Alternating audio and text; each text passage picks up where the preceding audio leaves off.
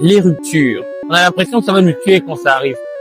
Pourtant, quelques mois ou quelques années plus tard, on se retrouve à en rire sans trop se demander comment. Après, quand t'as des potes qui te vannent dessus tout le temps, tu finis par trouver ça comme une grosse blague au bout d'un moment. Un autre scénario probable est celui où tu te retrouves dans une autre relation directement après l'autre. Et l'autre te paraît alors comme un banal passé loin. Et c'est justement là qu'on fait souvent erreur. En enchaînant sans jamais prendre le temps de s'arrêter. De s'arrêter pour guérir, de s'arrêter pour comprendre. Parce que si on ne prend pas ce temps, on répète les mêmes erreurs encore et encore. On devient dépendant affectivement, addict aux relations amoureuses et à la quantité folle de dopamine qu'elles procurent, ou même aux montagnes russes émotionnelles qu'elles peuvent nous faire vivre. On ne s'en rend pas assez compte, mais ça peut être très nocif, autant pour soi-même que pour autrui, de compulsivement chercher à remplacer son ex après une rupture. Ouais, ça laisse un vide énorme. Et la première idée qui nous vient naturellement à l'esprit est de le combler, ce qui est tout à fait normal. Mais le problème avec les ruptures, c'est qu'elles n'arrivent pas sans raison.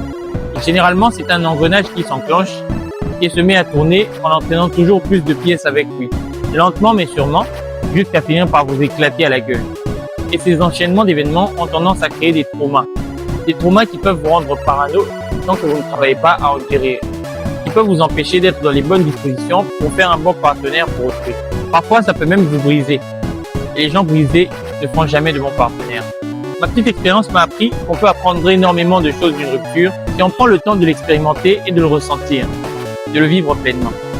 Je sais pour le coup, je parle comme un maso, mais laissez-moi le temps de l'expliquer. Ah oui, et avant ça, abonnez-vous et laissez-moi un petit like. Ça ne vous coûte rien et ça m'aide énormément moi. Merci. Pour en revenir à ce que je disais, généralement quand vous rampez, il y a un enchaînement d'événements fous. Vous avez l'impression que tout se passe trop vite et vous n'y comprenez pas grand-chose. Un peu comme le moment où une droite atteint votre mâchoire et le moment où vous vous retrouvez au sol. Tout se passe juste beaucoup trop vite. Mais avec du recul, avec du temps, vous pouvez rassembler les morceaux du puzzle et voir une carte se dessiner et de précieuses informations en sortir. Une carte comme celle qu'on voit dans Dr Stone. Vous pouvez alors lire cette carte et comprendre quelles ont été vos erreurs et comment apprendre d'elles, comment en tirer parti. Parce que c'est de ça qu'il s'agit. Une rupture devrait toujours vous apprendre quelque chose. Si vous n'êtes même pas capable de tirer de précieuses informations d'une défaite, quel genre d'animal êtes-vous? Quitte à ce que vous échouiez, autant que ça serve à quelque chose, non? Soit je gagne, soit j'apprends, comme dit Nelson Mandela, ou Morgan Freeman.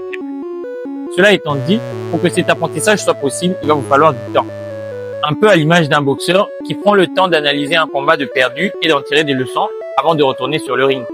Tant que vous ne tirez pas de leçons de vos précédentes défaites, il est inutile de monter sur le ring, je pense.